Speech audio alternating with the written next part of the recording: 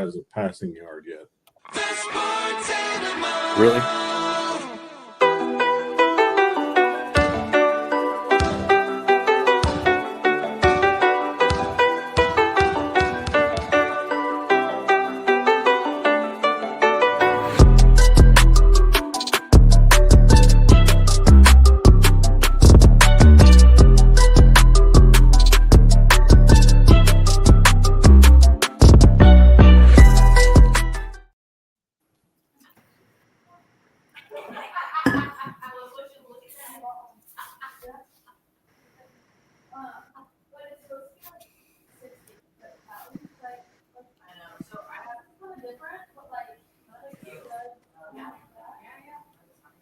Hello, welcome tonight to the Friday Night Recap. Mark Rogers, Adam Dieselhorse, and Lynn Shackelford with you.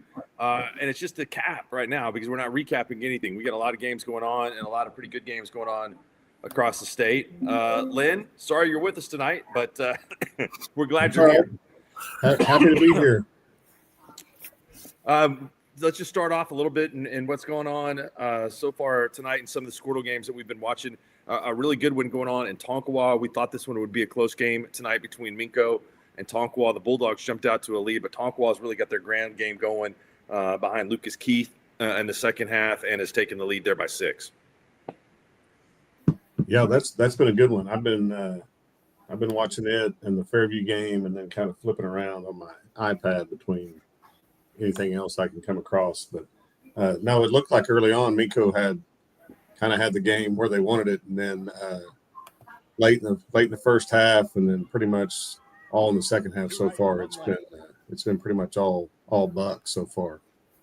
They got a great crowd up there tonight. Looks like an awesome environment. Coach Woods up there tonight.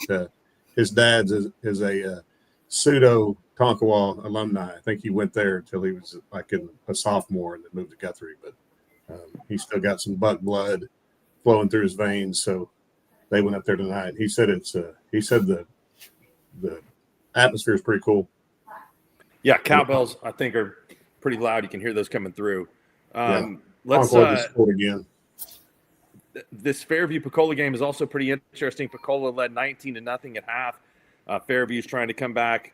Big pick 6 in that game for Pecola, who had to make the long bus ride to Fairview. First time these two teams have ever played. Yeah, Fairview's kind of found their footing a little bit on defense. I don't think Pecola scored since the first quarter. Yard line. They just can't seem to quite get it going on offense yet. But they've had some drives here in the second half. They scored on their first one, got down to inside the probably 30 on the last one. And I think this is their third drive of the second half. So they've kind of shifted the momentum a little bit. They just can't seem to quite get their footing. And hats off to Pecola. They're really good. They got some athletes. They can fly around. They've played really well, especially on defense. I think they're missing Braden Hardwick, who's one of their outstanding players who was hurt, headed for Northeastern Oklahoma State. Fairview's pinned back here and has got a long way to go. That's one thing that the Jackets do well there is throw the ball outside the hash. Yeah, Pecola's done a really good job of kind of keeping everything in front of them, not giving up any big plays, making Fairview really have to earn it. And the possessions are probably dwindling a little bit. I mean, if you're Coach Bernard, you're probably thinking, you got, if you're lucky, 3 more possessions. So they become really important. It'll be kind of interesting to see what his thought process is here if he gets into a 4th down situation. Anything off the top of the show that is taking you a little bit by surprise? I know that after big win 2 weeks ago up there in the 5A bracket, Newcastle was on the road, was shutting out Pryor. Did anybody see the O'Keene score? Yeah, O'Keene was up 50-0 in the second quarter. 60 to rip at halftime. They're probably halfway back to. There's a good bowl. No.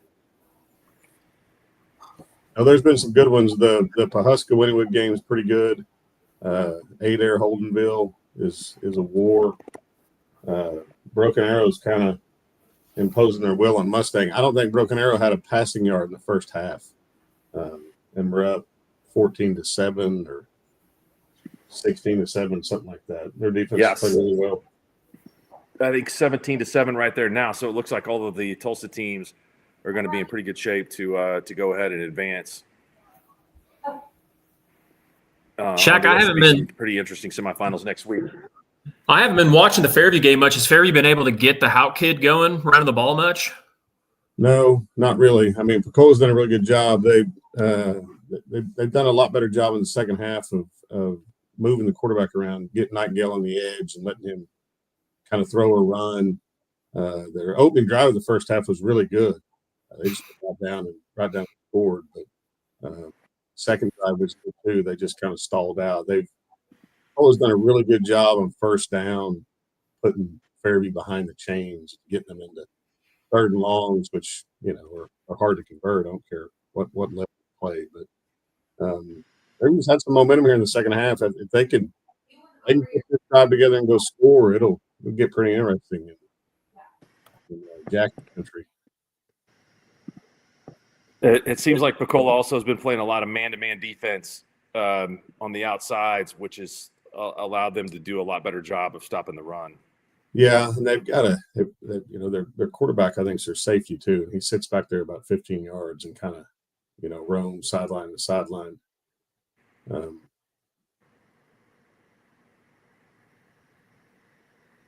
J.C. Posey is a really good player. Adam, I think you're behind. Oh, am I? Yeah. You're in the third quarter. There's 12 minutes left in the fourth. Oh, good thing you let me know that. How about I do this? Yeah, there you go. Sometimes the technology dominates you. Yeah. Shaq. Tonkwall's up 36-22 now. They've kind of taken control of this one. Kingfisher, I hope they enjoyed the live band before the game. Oh, deep ball, just incomplete. Yeah, that's a 29 unanswered by the Bucks. Yeah, Tonkwall is really good. I watched a little bit of the Rejoice Hooker game earlier, and I mean, the two kids that Rejoice have that nobody else has kind of made the big difference up there. Pawhuska, Wynnewood, they're in a war.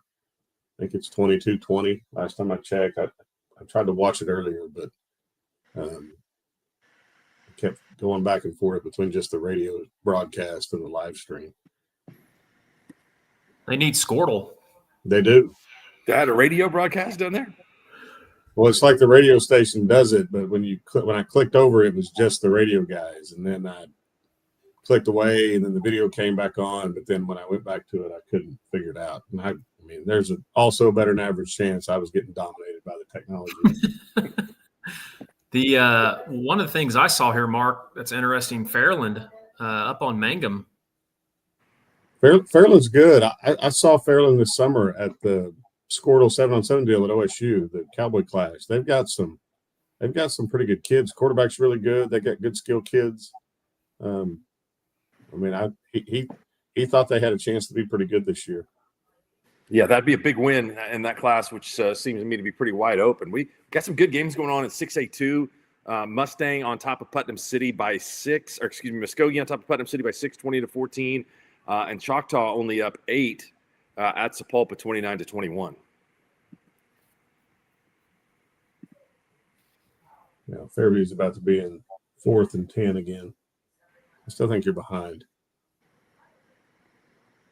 Del City making a comeback. They trailed Lawton Mac 28-21. They're now up 35-21. How about Perkins repping the public schools? Going to Cassia? Hall, 21-14. I saw that Cassia had not been past this round since 2016. But credit to them, 39 straight years in the playoffs. They were in our district in Blackwell the last time they didn't make it, which would have been in 1985 or 1986, I believe. So that's a heck of a run. OCS Metro, is that a surprise? Yeah, I think so. and it's still got a little ways to go there, but OCS is having a great season, but Metro undefeated this year. That would be a really good win for them. We saw OCS earlier on the year. Tom and I had them at Chisholm. I was really impressed by them. Good quarterback, obviously great skill kids. The thing that I was impressed with them on was their physicality defensively. They were good in the linebacker, safety, kind of a little smallish up front on both sides, but really athletic. And I was really impressed with them when we had them earlier on in the year. Yeah, no, they're good. They came to our team camp this summer. I mean, it's almost like they just clone them at OCS. They're always 6'1", 185, 195, just everywhere. Coach Riff does a great job. Those kids, they play really hard for him. Fairview's on the move. Little RPO. Punch one in here, and it's going to get interesting. The Jacket play-by-play guys were for certain that the kid stepped out on the pick six. So if they don't end up coming back and winning, we could have some, have a lot to talk about at the coffee shop in the morning. That was some X-ray vision from up in the box. Yes. To see I mean, they were on it. I mean, they said it was plain as day. Couldn't understand how the line judge 2 feet away missed it. Well, I envy them because it's hard for me to see the field sometimes. So that's impressive. No, they were all over it. I think most of our other live stream games seem to be this probably seems to be the closest one, I think, because all the B games, there's a touchdown for Fairview, it looks like, where he's right there. Our teams, our Class B teams in our network rolled tonight. Obviously in B1, Pond Creek's all over Yale. Dewar all over Waurika. That Hollis Quinton game's a decent game, but then Laverne, they're up 42-0. And then B2, it was like Shaq and like you guys were mentioning earlier on. Waurika wins big over Wacomas. Cherokee, that score, it doesn't surprise me that Cherokee's winning, but Cherokee 30-14, that surprises me a little bit. And then you got Sealing winning 50-0 and Okeen winning 60-0. And have a lot of Northwest Oklahoma flavor in the semifinals. Yeah, it looks like it'll be, if things hold up, it'll be Cherokee, Sealing, and then Okeen, Waurika. We might get the Okeen, Waurika game. Ooh, that would be a sweet game. Mark, we may have to call that one. It'll be 11-1 and 12-0. Come on, we'll if we end up getting it, we'll set you up. Do you guys pay the bill on the lights? Are we good on that? We did. Allegedly we got a new transformer that can deal with more wattage. I don't know. I mean, apparently OG&E got it fixed. So that's awesome. Maybe they'll cut us a break. It'll be like a 1:30 game. Yeah, hopefully we won't have the lights. Have to have the lights for that one. Yeah.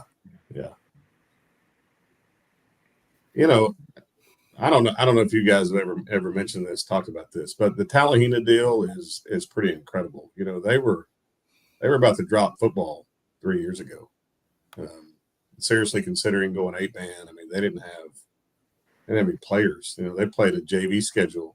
When these kids that are seniors right now, when they were freshmen, they played a JV schedule just to be able to play football because they didn't have numbers. They went to the finals last year, getting ready to go to the semifinals this year, and probably the odds-on favorite to win A2. I mean, it's pretty incredible what Coach Gravitt's been able to do down there. I don't know if you guys have ever been to Talihina, but there's not a lot there besides sports, and I'm sure it's rallied the community, and it's a pretty cool deal. I'm happy for him. I love Kelly. He's a great guy, great friend of mine. But to see what he's been able to do over the last couple of years is pretty impressive. Yeah, that's true. They had some kids that transferred to McAllister just to be able to play football when they weren't playing, and so yeah, that was really an underclass dominated team last year in the state championship game. against Woodland. And so I really like their quarterback. You would expect them to come back this year and have a pretty good season, which they have. Yep. Mark, you want to run through some scores? Oh, I would love to do that. We got some good games going on right now. Class 5A, we've got Dell City 42, Lawton Mac 42. So hope you guys had the over in that one. Elsewhere in there, it's not very competitive. Carl Albert all over McAllister, 55 zip. Newcastle surprising Pryor 27-10. Pryor was 0 for 8 previously in games in which they were trying to advance from the quarterfinals to the semifinals, and it looks like that this one may not have been their lucky charm. McGinnis is playing good football. Second week in a row on the road. They knock off Claremore 42-7. Class 4A, big night for Graydon Howe at Broken Bow. Had a long run to begin that game. Weatherford had a trick play to get back in it at 21-14, but since then, Broken Bow has ran off 22 straight points. So looks like next week we will have Broken Bow and Tuttle at a neutral site somewhere in southeast Oklahoma. Elgin all over Ada 42-10, and then a wild one going on in Cushing right now. Remember last year, Ada and Cushing played a game. It was 51-50, the old Van Halen game. Cushing is up 42-38 right now on Ardmore. That one in the fourth quarter. So a lot of points being scored. There are two teams that can really score. Holland Hall was giving Sulphur a pretty good game early on, but the Bulldogs have pulled away over the Dutch there, 56-21. Perkins leads Cascia 28-21. Good ball game going on in Tulsa right now. Heritage Hall and Lincoln Christian on a collision course. The Chargers win 49-17 over the Longhorns of Inola, and Bulldogs of Lincoln Christian knock off Kingfisher 55-0. 2A1, another good game here. We've got OCS on top of Metro 30-21. Marlowe leads Kingston 35-21. The other two games, one is a final. Washington downs Kiefer 36-3, and Jones leads Sequoia Tahlequah 50-18 in the fourth. So that one's kind of on its way to being over. Two really good ones in 2A2, and what you would have expected. Salina and Davis. It is 20-12. The Wolves on top of the Wildcats. Also, Adair leads Holdenville 20-14. And those games absolutely could be state final games. Vian beat Dibble or is up on Dibble 28-7, and Stroud all over Wyandotte 49-14. We will check in again on this one. It is Pecola 18, Fairview 13. Wynnewood is going to head of Pawhuska 26-22. Tonkawa leading 36-22 over Minko in the fourth. And Rejoice Christian has just continued to put it on Hooker 49-zip in that one. A Division II, Fairview, Fairland 24, Mangum 21 in the fourth. Allen 21, Southwest Covenant 19 in the fourth. Hominy is up on Thomas 30-14, and Tallahena, as we mentioned, 40-7 over Healton. Healton had the Bulldogs there, had a really good season this year. Surprise to me in this game, Quinton has given Hollis all they want in Class B1. That's a long road trip for the Savages out there to southwest Oklahoma, but this 20-14 in the fourth. Dewar hammered Waurika 48-0. Pond Creek beats Yale 44-12, and Laverne, huge win for Laverne, big over Caddo, who came in with only one loss. They win that 48-0. And then B2, the only competitive game, you mentioned we had three scores, winners by a combined 160-0, and Cherokee leads Surreal 30-14 late in the third quarter. Timberlake beats Maud 70-22. Too bad for Timberlake, suffering a really bad injury last week with Maverick Judd going out with a knee injury, so they won't have him for the rest of the year. That's a huge loss. Tipton goes on the road. They're handling Sasakwa 36-6. Ryan 54, Oaks 20, and then Medford on top of Mountain View Godebo 28-12. We'll hit the Class 6A scores here real fast. Jinx, Broken Arrow, Bixby, Owasso, all going to advance to play each other. 6A2, we have some good ones going on. Choctaw extended their lead over Sapulpa 36-21. Sand Springs all over Piedmont 35-6. Stillwater trailing this game 9-7. And since then, the Pioneers have scored 27 in a row. They lead at 34-9 over Southmore. And Muskogee and Putnam City, 1-point game, 21-20. That one in the fourth.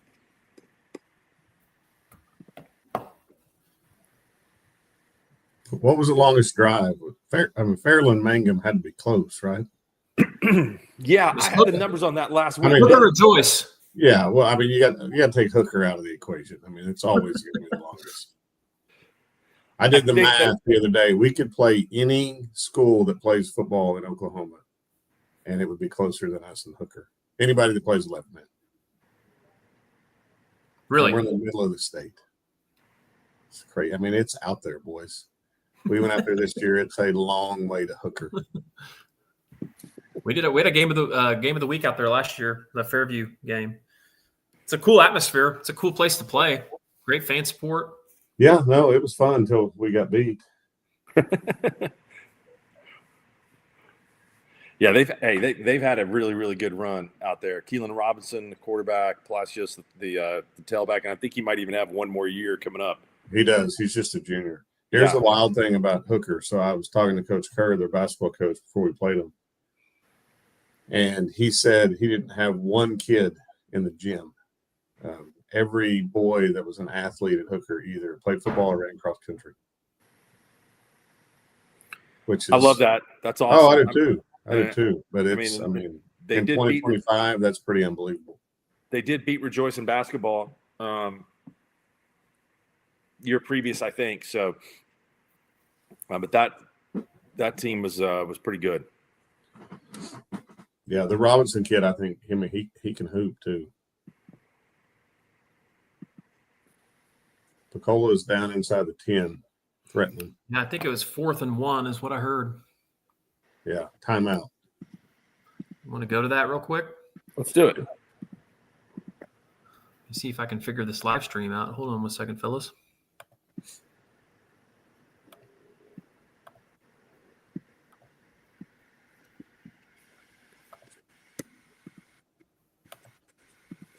Picola started out the game in this set right here that I haven't seen. I don't think Fairview had seen either.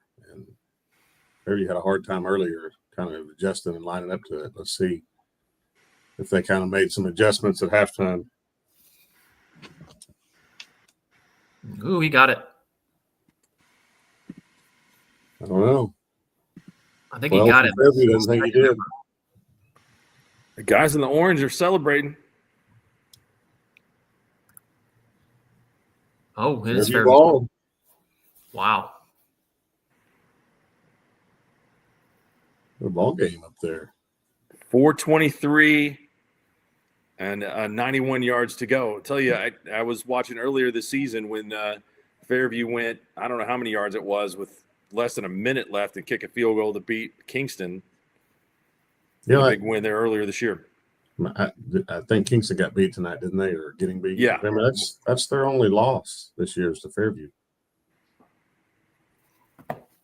Yeah, we had that game too, and that I thought Fairview played really, really well in that game, and I thought Kingston did some silly stuff in that game, but Fairview they know how to win. You don't want them to have the ball in these kind of opportunities.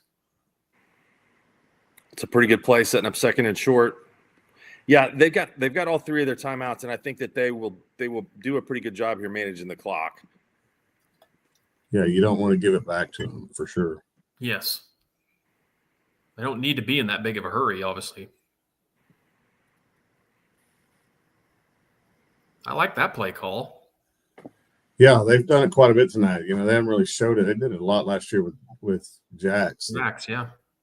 Quarterback draw where they lead up with the running back. And they've kind of put it in their back pocket till tonight. I thought we were going to see a whole bunch of it, but apparently they didn't need it that night. Nightingale did make a couple plays with his legs in your game that were huge. Just, busting a run on he did. Yeah. He's a good player. And he wasn't their backup last year. He wasn't the one that came in when Jax got hurt, was he? No,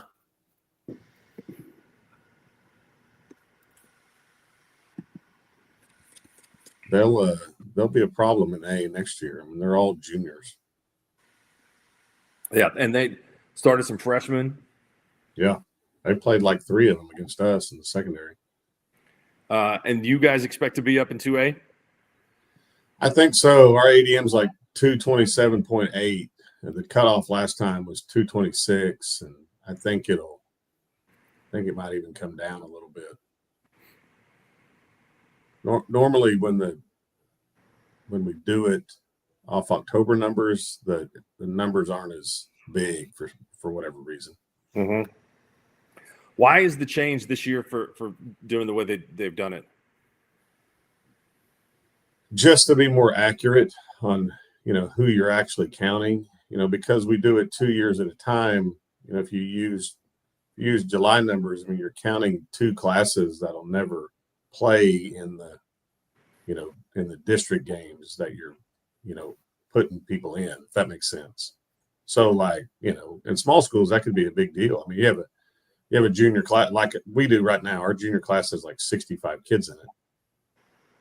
Well, if you counted that, in July, you would have counted them as sophomores. You see what I'm saying? So yeah, it makes it a lot more accurate. And then if you're, a lot of those schools, like let's say you're the 16th smallest in 6A1, and your July number keeps you in 6A1, but your October number would have put you in 6A2. You really want to use the October number, because it's a lot more accurate.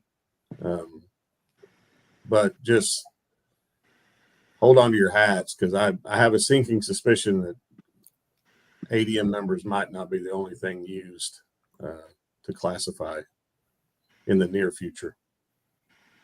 There'll be an accelerator for everyone. I think there's going to be a lot of things. The OSSA is going to lose their lawsuit probably before Christmas. And I know one of the things that they tried to do to kind of appease the judge was they came to him with a lot of different options that they could use to classify besides just numbers. It was, success rate for everybody was one of them.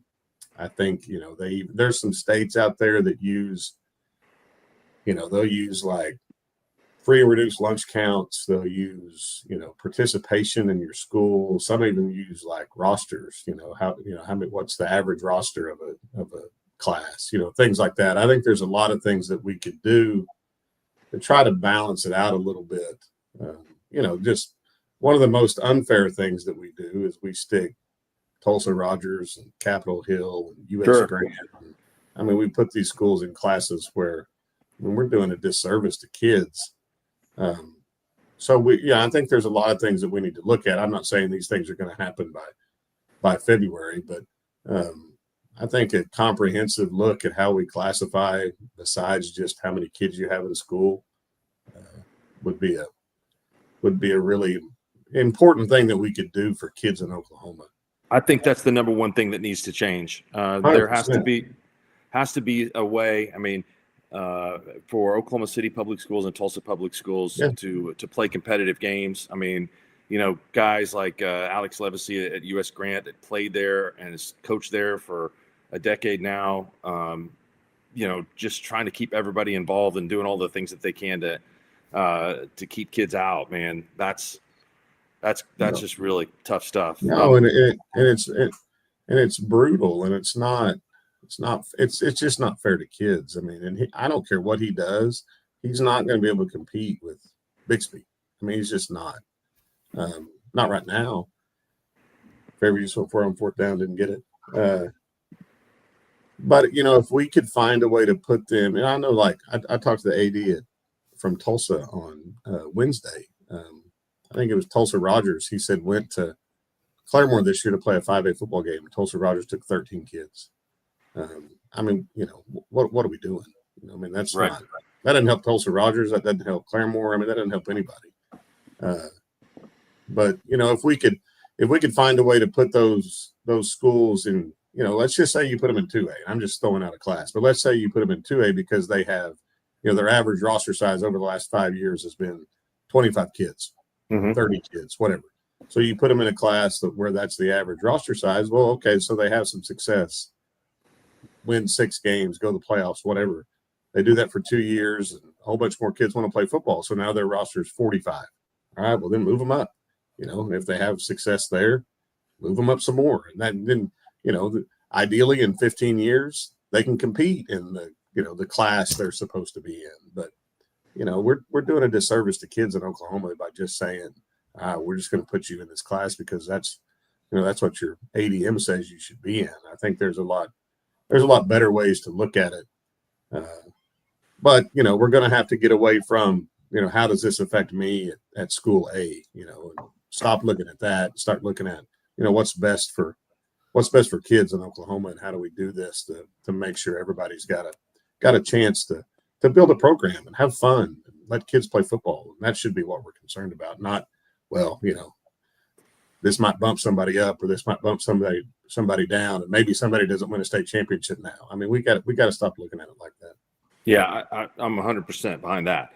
Is it tough for you now to schedule games if in case you got to say a game already lined up that might end up being in your district, or is that not even that big of a deal? I mean, like Hennessy, for example, we played them in non-district this year. I think if we go 2A, we'll be in their district. So, we don't have each other scheduled in the non-district. But, I mean, it is, but, people understand, move things around. And, it's all kind of fluid. And once we kind of see where everybody's going to fall, then pieces of the puzzle start moving around pretty quickly. But, same way with like Crescent, I've got them scheduled in non-district, but I think they would go down to A2 anyway. So, mm-hmm. And then, I told Kingfisher we'd play him, and I think he'll play us if we're 2A. I don't know if he will if we're A. But, I mean, that's just the risk you run when you're right there on the line. You ought to have a lot of people come to that game. Yeah, I really hope it's at home. We could use the money. Shaq, did you say you were able to watch that? Because Pawhuska's up 28-26 now. I don't know if you saw that. No. I couldn't.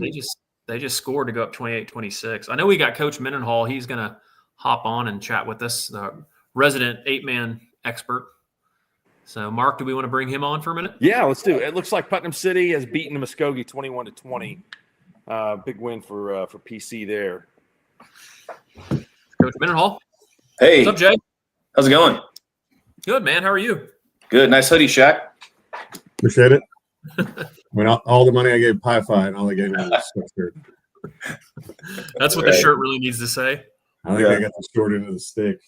Jay, any surprises tonight? I mean, I know that Quentin Hollis game, I thought Hollis had a chance to get into the maybe get into the Class B1 finals, but they're getting all they want from Quentin. Yeah, that's all I mean, I'm the same way. And it stayed that way for a long time before Hollis kind of caught up. And that's kind of how their offense is. They run, and if you chew a lot of clock, but you turn it over a couple times, I have no idea what happened, but that could have happened and, slowed the game down a little bit, but it looks like they got back on track. Quentin gave him I saw Quentin against Dewar this year, and they're a decent team for sure. So that was a little surprising, but looked like Hollis is going to pull it out. How about Laverne's big win tonight? Does that surprise you at all? I know Caddo's got a pretty good football team. They played a great game against Dewar earlier this season.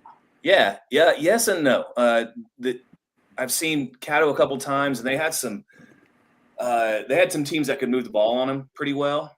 But then, like, I watched the Dewar game, and man, you could tell that was a rivalry game. And I think I chalked some of that up to that, and then Dewar having a couple injuries. Caddo's a good team, but man, Laverne, they can really just turn it on. I don't know how to say it. They're super sound, and the reason I would have had Laverne that game, probably not that big of a disparity there, but is they have two really, really good linebackers, and they're super sound. They got a great safety back there in the secondary, and you could hear them. When we played them, they're coached up really well, and I think they probably got after Caddo early. All of those margins, and tell me a little bit about what you saw in the Cherokee Surreal game tonight. I know that Coach Harrell there in his first season, Nash Harmon, a really good player for them. That's an underclassman and will be back. But he did a really good job. But this Cherokee team is pretty big and pretty physical. Yeah, and they're only. It seems like the last few years they've just continued that physicality that has been under Coach Schonbacher for a long time, and I picked them in this game. I thought it was going to be a little bit closer because, like you said about Cyril, and Cyril's got some pretty good wins this year. And it looks like Cherokee's hitting on all cylinders. I just think that in B2, you're really looking at a 3-horse race. So that'll be interesting to see if they can game up next week and surprise some people. A team that I know you're familiar with, Pond Creek Hunter, they're playing their best football of the year right now, correct? Yeah, they are. They beat us 3 weeks ago, and tough loss for us. But I was very impressed with how Coach Bowman kind of knew what they needed to do against us to pull out that win, and did a really good job setting some things up that they pulled late on us to score and to get or to get big chunk plays. And they have some guys that can be physical and get the job done, and they're playing with confidence. And I'm not surprised at all that they're going to be in the semifinals. I thought they had a pretty good draw and when they went ahead and beat Empire, I thought they could run the ball on them, and they did. And congrats to them for making it to the semis here. Yeah, no doubt about that. That was a good run. The game we talked about next week, O'Keene and Walika, that game's going to happen. So what do you see in that one? Man, I think that's going to be a fun game to watch. O'Keene is O'Keene, right? They're going to be coached incredibly well. They got Ace Long back there, but they can do a lot of things. They can run and they can throw. I don't know how you stop those guys from Walika, though, man. It kind of reminds me maybe of what that Wilson-Henrietta game against O'Keene was like last year. I don't know who's going to stop who. So I can't wait to watch that and see what those playmakers come up with. It's going to be a great game. Yeah, and Isaiah Drake over the 10,000-yard mark career passing for Walika. That's a heck of a number. Looks like we will have a matchup between Timberlake and Medford. Couple of teams that are pretty close together and haven't played in the same district for a while. How do you see that one breaking down? Well, I think you said it. It's pretty unfortunate for Timberlake to lose Maverick Judd. I think that's going to be a barn. Class C to me is wide open. I'm probably picking Ryan, but I think any of those teams can beat anybody. Ryan and Tipton on the other side, looking like in the other semi and a rematch. And so you got Timberlake Medford. To me, I don't know. Is it going to be a big turnover? I've seen Medford earlier in the season, and then I've seen Timberlake a few times, and it just to me is going to be what's Timberlake going to adjust without having Judd and Cherokee being back at full strength. Medford. I think it's a toss-up. On the other side of the bracket, I mean, looks like we could have another Ryan Tipton matchup. I mean, It's been the state final the last couple of years, so that last year. I mean, this will be a good one. Yeah, and you saw, tonight Medford beat Mountain View Gotebo, and that's who ended up making Tipton number 3 in that district. So that's why Class C is confusing to me. There's not a runaway. I'm probably going to go with Ryan, but if you already saw each other once this year and it was a 1-touchdown game, I don't know the injury situation on those teams, but if it is what it is, I think both those matchups are complete toss-ups and one player here, which is what you want in that situation. Timberlake people be yelling at me. That was the semifinal last year, not the final. So awesome. Any other thoughts on stuff going on tonight? No, I've been watching 8-man mainly and just trying to catch up with tonight's we didn't plan to be playing basketball tonight. So I've been watching a little bit of live stream basketball. Shout out to my daughter, Mercy, made her first 3 of her entire career. Nice. So pretty cool to watch that. But I don't really have any thoughts other than I think B1 is going to be down to Laverne and Dewar again, is my prediction. And like I said, those 3 in B and B2 are going to be fun to watch. So, well, congrats, Jay. That's awesome, man. Good news. Hey, Jay, I got one question. I got another question for you. What is the over and under on how many times John Mateer completes a pass for over 5 yards tomorrow? You're trying to pull in my negativity. Okay, over under 5-yard completions. I'm saying 7. Yeah, that's fair. Yeah. Man, now, wait a minute. Does he have to throw it past 5 yards? So completion. Just had to get more than 5 yards. We're focused on completion, Shaq.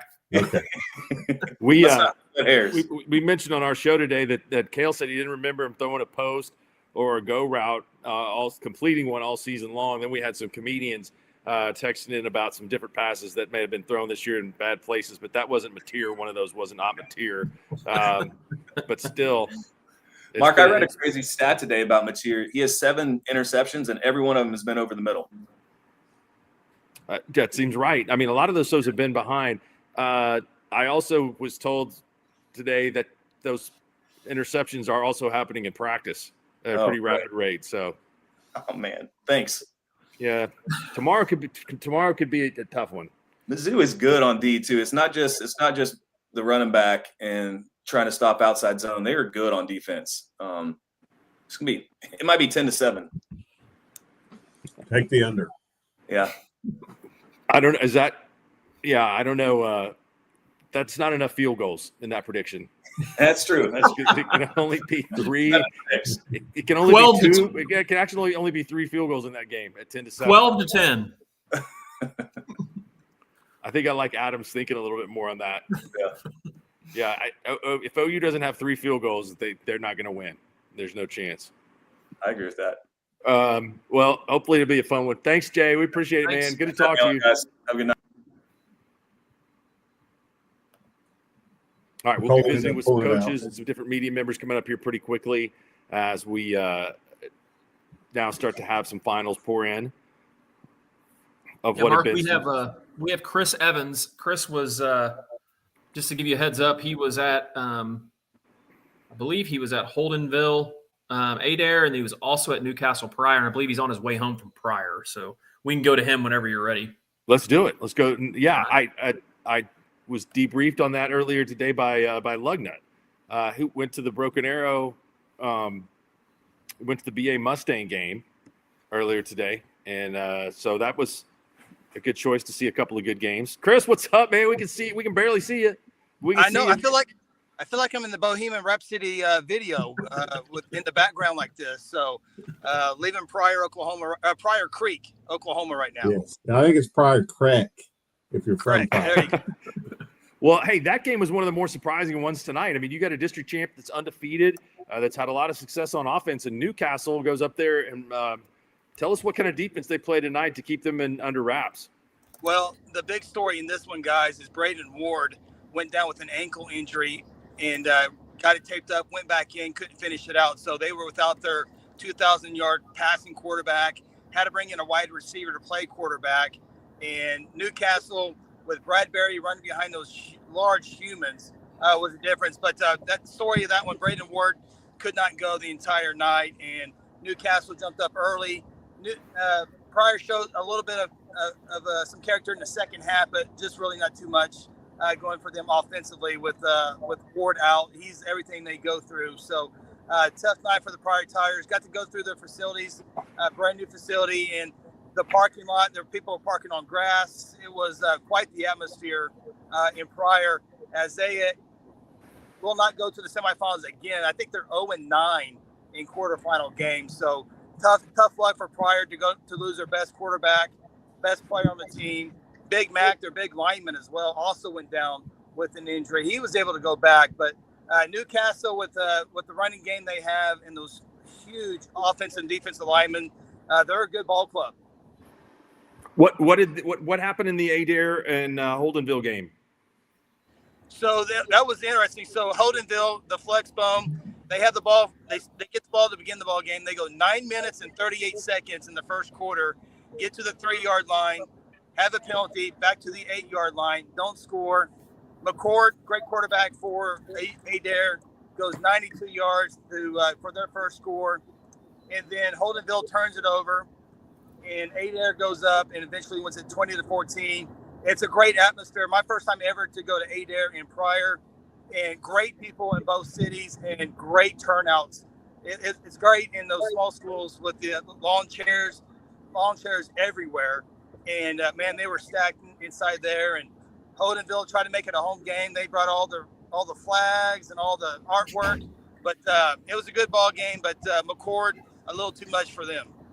Abe Gomez, the Holdenville quarterback this year, threw 12 passes all year. Funny you should say that, Mark. I learned something tonight. They completed their first pass last week. I No don't know way. if that's true, but that's what they told me. That's what the Holdenville art teacher told me. Gomez ran for 1,500 yards this year and 24 touchdowns, and I did notice that he'd thrown 12 passes. So that's a bad percentage. John Mateer would mock that passing percentage. So, Chris, thanks for checking in, man. We can't wait to work with you down the stretch, and we look forward to seeing you soon, man. Thanks for the update. I'm glad you had a good trip. Yeah, thank you, guys. Thanks, Chris. Safe. See you. All right, let's. We've got Brett Bogert with us. I don't believe he's ready yet. He's not in queue yet. I do have to interrupt real quick to show you my cousin Natalie from the St. Louis area brought me some St. Louis famous ooey gooey pie. This is really, I may have to save some for you, Mark and Shaq. This is phenomenal. That looks pretty good. I hope there's a lot more than that. You know we like desserts. Yeah, are you on a diet? What's going on? There's a pan of it right here. There's a pan right here. See? Nice. I have something that's not within arm's reach right now of the new Nerds. Have you seen the new Nerds, the ones that have the liquid filling in them? No, Tell me about them. They're a little bigger than just the regular gummy Nerds. It's not like it doesn't have the explosiveness of a Zot or some other candy potentially. So, but I still think that they're gummy Nerds. They're really good. It doesn't necessarily matter. Fair. I think we have Lugnut in queue. Let's bring him in. You want to bring Lugnut in? Let's bring him in. All right, bring him on. Here he is, the man, the myth, the legend. Hello, everybody. Lugnut's got a little better lighting than Chris, just a tad. You went to see Mustang in Broken Arrow tonight, right? I did. I'm just getting ready to leave Broken Arrow now. They're 27-14 victors over Mustang, and the overshadowing part is a young man from Mustang. It looked almost like he went down on his own, and unfortunately had to be carted off on the stretcher and put in an ambulance. And I think he's on his way to a local hospital to be checked out with no word of really what's going on. But feel for that young man and for the Mustang fans and team. It's kind of a downer there in the third quarter. Tell us about the game tonight. It was the first time these two teams played. Jaden O'Neal, Mustang's quarterback, didn't play, and it was a 21-14 final. This one was just about the same score here, 27-14. Yeah, O'Neal, he had a really tough time, Mark. That secondary for BA, they really did a good job of blanketing the receivers tonight. And O'Neal, man, that kid has got a arm. He's got a cannon that somebody's blessed him with on his right side. And he's real smooth, effortlessly throws the football. And he can, he can touch pass it, or he can try to get one in there. Their last score came on a fourth down slant play after a sack. And some of the Mustang credentialed people were saying that just hardly doesn't happen, that he gets sacked, but he's good. But the star of the game tonight was Samaj Stanford, the do everything running back for BA. That kid, 37 offers, and I was going down the list, and it's just a who's who that's already offered him just as a junior, and explosive, shifty, crafty, fast, anything that you can come up with adjectives wise for him, he does it, and returns kicks, and he's a do everything. And BA really had a ground and pound attack tonight against this Bixby team, and they didn't really have any answer to stop it. I saw on Twitter where BA didn't have a passing yard in the first half. They did not. Yeah. They did not. They threw it one time. Yeah, I watched a little bit of it, and it looked like it was a whole bunch of block down, kick out, stop us if you can. Yeah, they really did, and I was really surprised. There were some gaping holes up the middle, and Mustang had a tough time tackling tonight too, and that's a bad recipe for a team that's running the football. But it's just one of those that. Talked to Scott Wilkinson, the director of track up here. His brother Jay's the offensive coordinator, and he just said it's make us stop running the football. But I guess they'll see next week, huh? They get Bixby next week at 11-0, and the last 2 times those teams have played, the Spartans have outscored the Tigers 128-24. That was in 23 and 22. So I don't know. I think this game, I would think, will be closer. How about the Perkins game tonight? They win by 1. How about that? Public In schools 3A. Yeah, that'd have been a great game to see as well. Almost went to that one, but chose this one instead. But I tell you what, BA, they just really out physicaled Mustang tonight. They didn't have many answers for their physicality, but good ball game nonetheless. Yeah, Cassia hasn't made the semifinal since 2016, even though they had the better record of that game against the Demons tonight at 9-2. Barrett Mullen, the Cassia quarterback, finishes the all-time leading passer at the school, so they will take on Sulphur next week. Did Marlowe end up beating Kingston? Yeah, Marlowe won. Yeah, they said a friend of mine lives down there, and his kids go to school there at Kingston. Said their quarterback got hurt and was out for a couple series, and their best defender got hurt too and didn't make it back. So that's terrible. Hey, Mark, I just got to say that Phil Nichols is probably never welcome back to Pryor Creek, as that was his lock for last week on their Pick'em show on the high school huddle. So he's probably in trouble with the Pryor folks. But he picked Pryor or he picked Newcastle? He picked Pryor. Yeah, he picked Pryor. Well, they can't be mad at him. They can't be mad at him for picking. You know, that you get mad. They get mad when you don't pick them, right? Well, it appears to me that when Phil has a lock, it doesn't really tend to turn out so well. But okay. How about the Fairview Yellow Jackets? Did they hang on? They lost. Bacola. Oh my gosh. Yep. Wow. That's a tough one. That's surprising there. I figured Fairview's home field advantage would take over there. Cole's good. Cole's really good. They are. Yeah. And Pawhuska, I guess you could call it an upset, I guess, if you want to, based on our rankings, but wins 28-26 over Wynnewood. In the Stroud game, I guess the Beck kid, that's really their best player, he got flagged for targeting in the first quarter and got ejected. So he'll be out, first quarter of next week in their semifinal game. That's pretty tough. Jacob Beck last week, 240, 4 touchdowns in the game against Beggs. So that'll be a pretty good game next week. Adair and Stroud.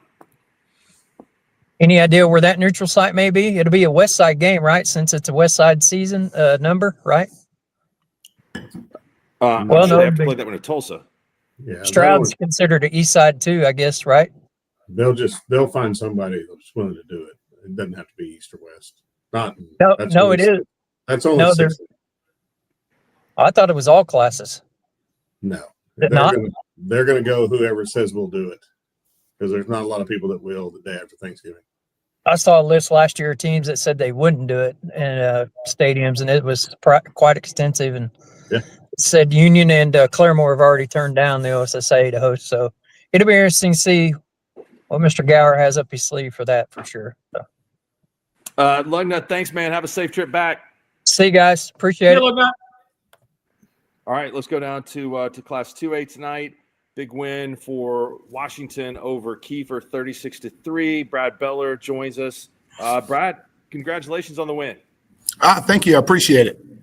Tell us a little bit about the game. I know that I think they scored first, right? And then you guys came back with a 36 unanswered. Yeah, they hit a deep ball third, and it was like 3rd and 14.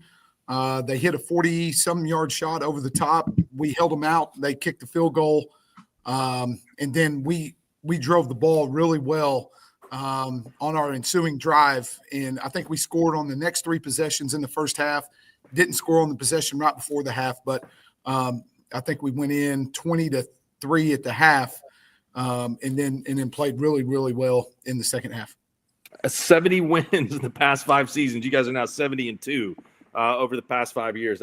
That's incredible. You have a diverse attack. You've got a great 1-2 combo at running back. And of course, your quarterback can throw the ball all over the place. Have you ever had a combination of tailbacks that do different things like you do this year? It probably goes back to 2017 when we had Tyler Stever and Lance Spalding. Lance Spalding was a kid that was a sophomore. Tyler was the more experienced one, and we ended up using them both at the same time, very similar to what we're doing with Javen and Josiah. So, our offensive line's playing really well, RPOing it. A very efficient game by Creed Barrett passing the ball. And so when you have a 1-2 punch like that, the good thing about our kids, they don't care about stats. They just want to win and do well, and they celebrate each other's success. And so tonight was their turn to run the football. Creed had a great game, but those two guys behind that offensive line played really well. I think both of them went over the century mark for the game.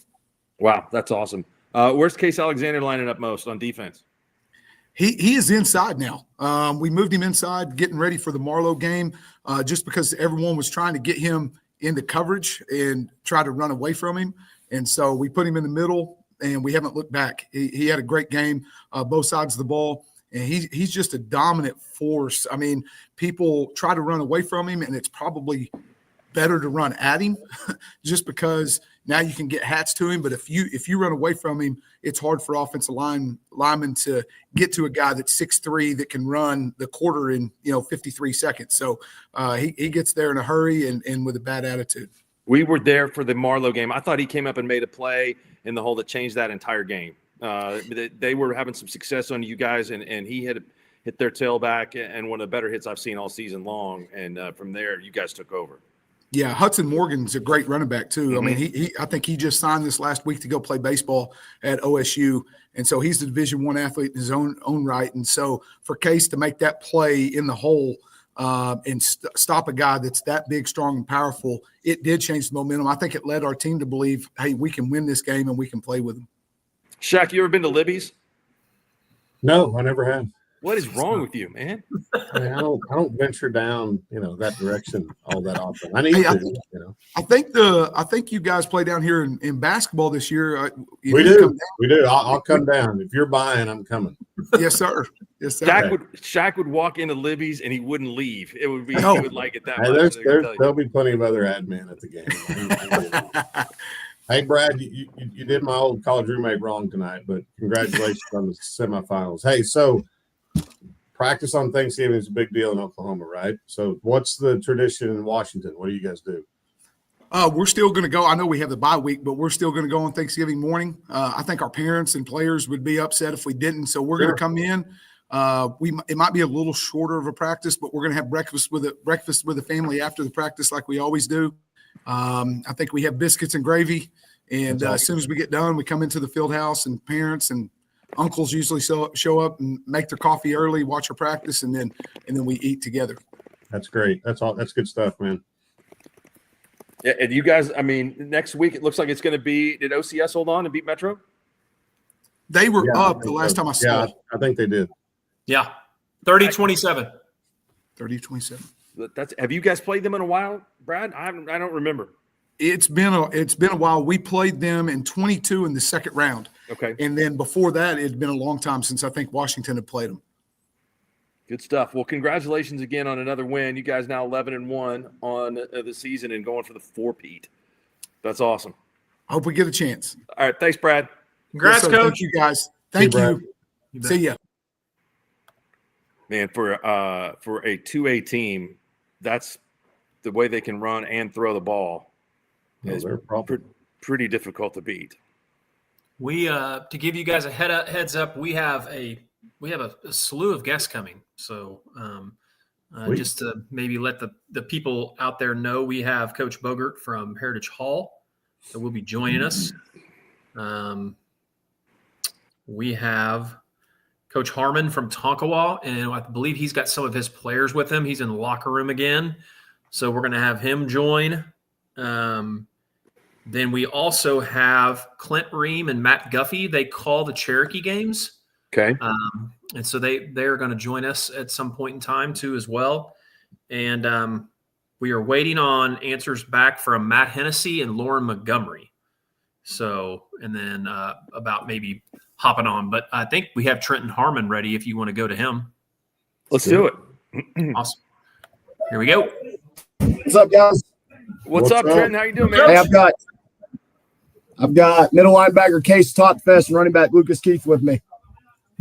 That's I watched, awesome. I watched a lot of your game tonight, here? man. Lucas had a heck of a game. He was running up and down the field. Lucas running up and down the field. Yeah. Thank you. That's just what I do. Yeah. Shaq, go ahead. We started off pretty rough, but then when we got into the locker room, we were talking about that togetherness, and we all just started working together, and it just took off from there. That's great. Speaking of togetherness, I mean, Coach Harmon, you couldn't dye your hair blonde? No, I made the deal with him. I'd buzz cut it. So I think there's two people. Reinert's hair looks like this anyways all the time, so it's okay. But yeah, buzzed it. I'm gonna have to buzz it again, I guess. Hey, congratulations! You guys played really well tonight. It was a little rough early, but kind of made some, as they, the proverbial halftime adjustment. Kind of got. I'll give Nico credit. They came out, obviously gave us everything we wanted. We were in a blender there for a half. Talking about adjustments, the biggest adjustment that was made was putting in a punt formation. Minko had a scheme on us. We could not punt the ball to save our life. It's funny how stuff like that happens, but yeah, kids reacted great. I think we shut them out in the second half. That's great. Scored. And then offense lit it up. Offense lit it up the whole game once we just settled in. Yeah, that's good. How was the crowd tonight? It came across on the broadcast as just being incredibly loud and really into the game. There was times I was getting frustrated because I couldn't get the call in and the kids couldn't hear me on defense, but that's the best problem anybody could have. It was the last game on the grass, and Tonkawa showed out. There were so many people, it was ridiculous. So who gets fired mowing the field? David Fruits, he's actually retiring, so it's worked out okay.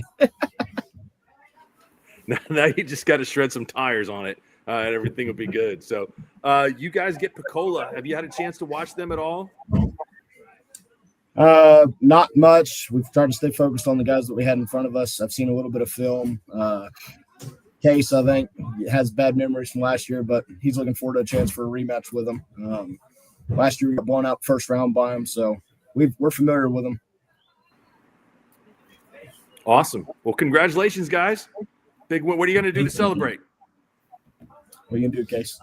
Go eat. Taco Bell's big here. Yeah, right out by the highway. I've been through there late a few times myself. So congratulations, guys. We will look forward to seeing you all next week. Appreciate you guys. Thanks. Good luck, fellas. Good luck. Thank you. Tonkawa Buccaneers, another big win. So, that I did not realize that was a matchup that they had lost last year in the first round. But this is it's a little bit different Tonkawa football team this year.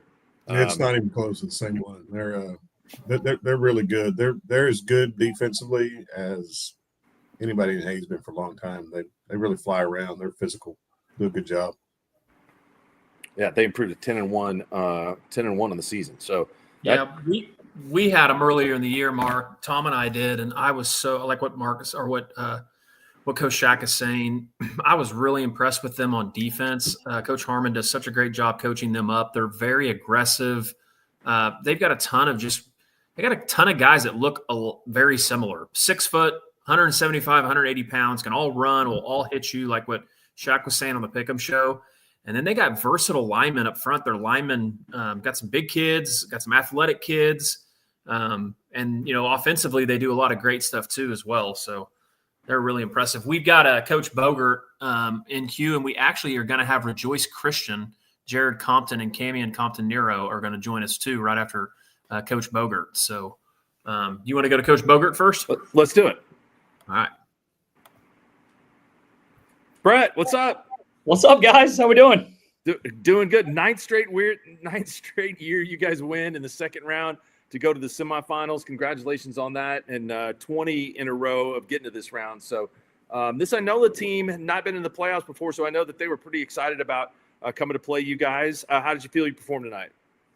We played really well. Inola, they looked really good on film, and they've had a really incredible season. Coach Thomas has done a great job over there.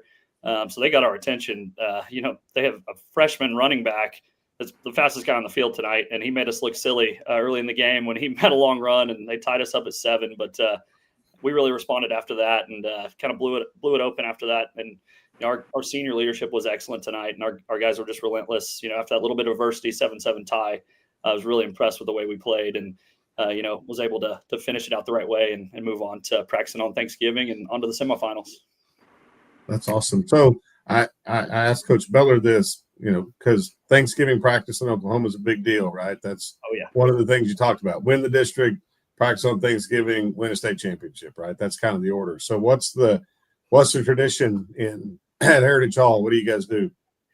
Absolutely. Like Mark said, we've been really fortunate over the last several years to practice on Thanksgiving, and it's something we don't take for granted as a staff, and we make sure our kids don't take for granted as a team. It's just so much fun. Usually it's the Thursday before a game. With the bye week this week, it might be a little different, but it's usually pretty light. We try to go in the morning, just so about 9 to 11 o'clock, and get the guys out of there so they can go enjoy some family time and enjoy the Thanksgiving holiday. So it'll be a little less stressful this year, since it'll be a week out from the actual matchup. But like I said, we don't take it for granted. It's so cool to be able to practice on Thanksgiving, and like you said, it's win a district, practice on Thanksgiving, win the gold ball, and I think every high school has kind of that goal and that thing in mind, and it definitely don't take it for granted. It's so much fun. Who played well for you tonight? First of all, Porter England, he was outstanding again. He's had 2 just incredible games so far in the playoffs. He had 3 touchdowns last week against Seminole. I think he had 2 more tonight. Had another pick on defense. He's playing lights out. Really, really excited for the way he's playing. Gerard Williams obviously gets a ton of attention, as he should. Gets a little bit extra, sometimes some extra safety shade, some double teams, and that opens it up for our other guys. And Porter England was outstanding. Then on defense, I was really impressed with our defensive line. David Griffin was outstanding. Andrew Golden, Rhett Davis, those guys were relentless up front. And Inola had a good front. They were good sized guys, and our guys were relentless up there, and I'm really proud of the way they played. Well, you get your playoff buddy next, Lincoln Christian. I mean, you got to see them every year. So I know. Yeah. I mean, it's awesome.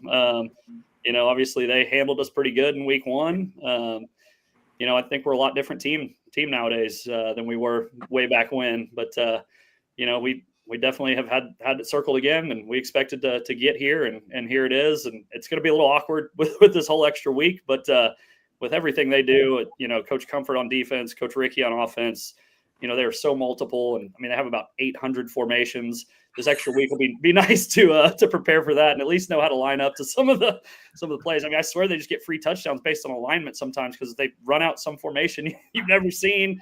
You don't know how to line up to it, and that's just credit to them and their staff and their players. But I think we're due. I think we're doing this one, so we're gonna have a great couple weeks of prep and see how the chips fall on December 5th. Awesome. Thanks, Brett. I appreciate it, man. Congratulations on all your success. Thank you, guys. Have a great weekend. Happy Thanksgiving. Yeah, appreciate it. You too. Brett Bogan at Heritage Hall. They are now 11-1 on the season, and they will go up against Lincoln Christian at 12-0. All right, we're going to bring in Jared. We're going to bring in, it looks like we have Jared and Camion, and I believe maybe Zizi as well. Ah, sweet.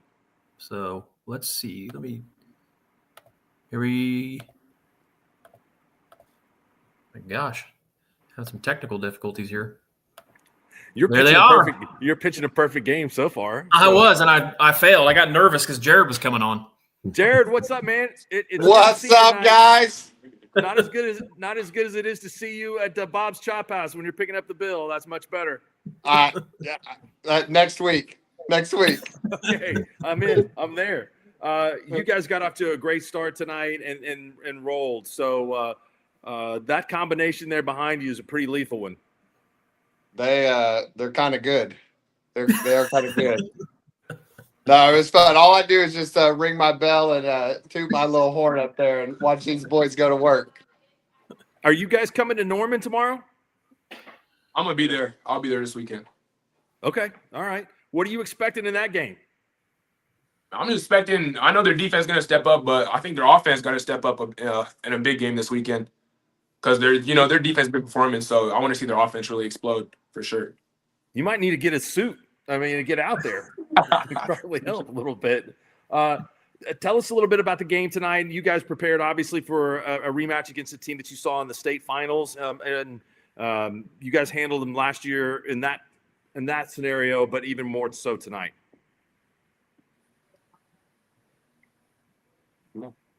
Don't make me talk. Okay. Go, bro. Go.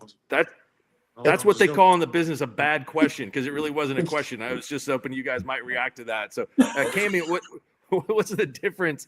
What was the difference for you this year, this time in your role that you played as opposed to last year? Developing into more a leader prospect. Outstanding. Leading the team and getting to places where we want to go, like we did last year. Shaq, go ahead.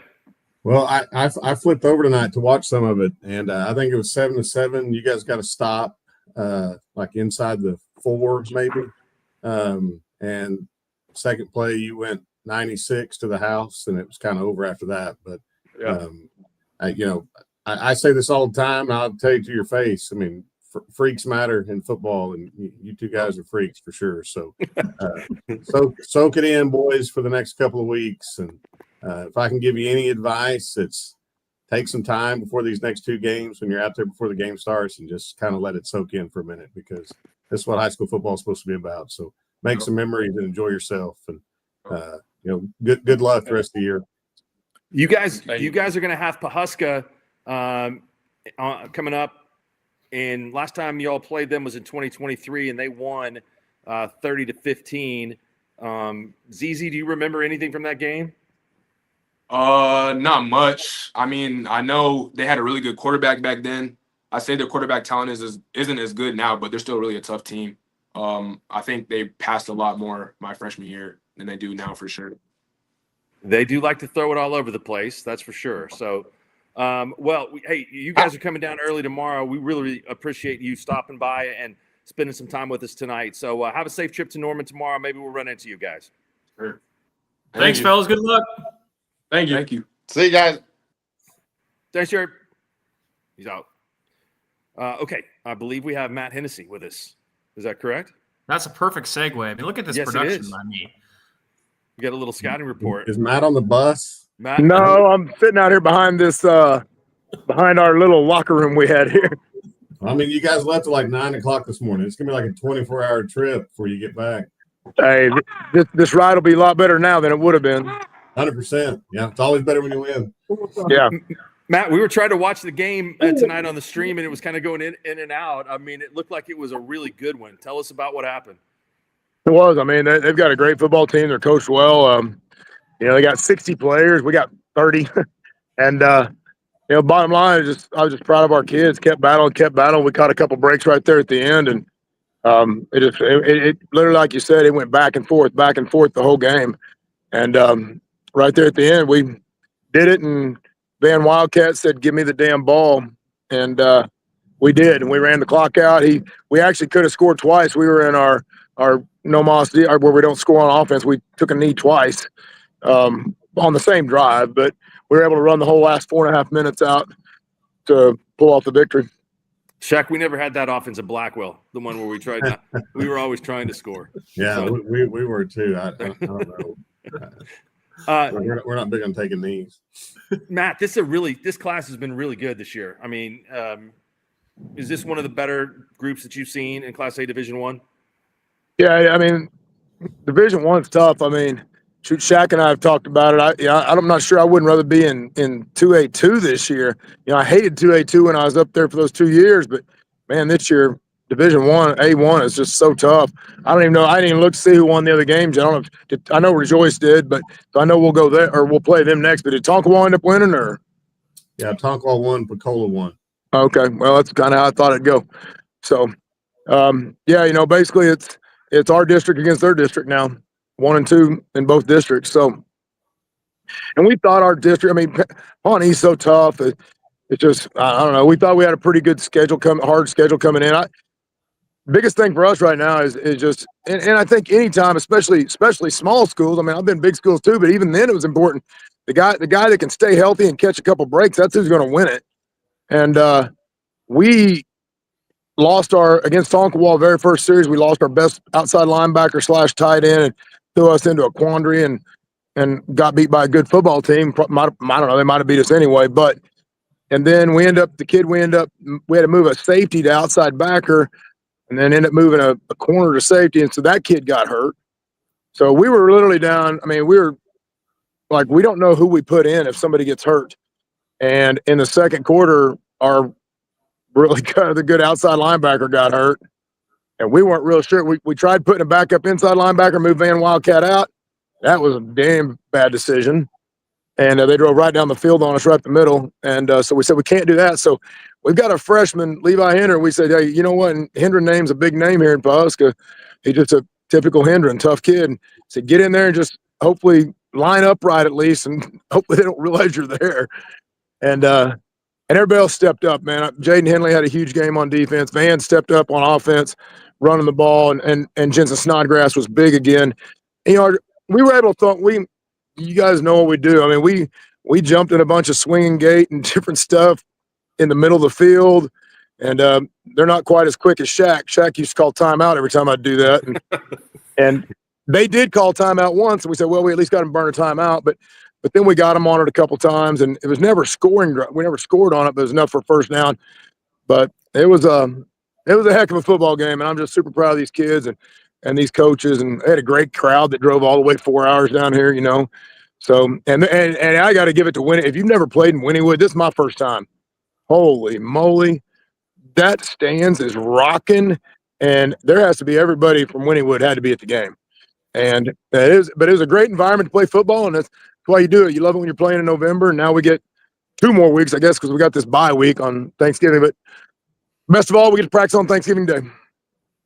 Yeah, you do. But Matt, you guys done a great job in Pawhuska and turning that thing around from what it was before you got there to what it is now. So soak it in this week, man. You got a week off, but enjoy it. You know, enjoy Thanksgiving. How many Yes, times sir. How many times the bus stop on the way back?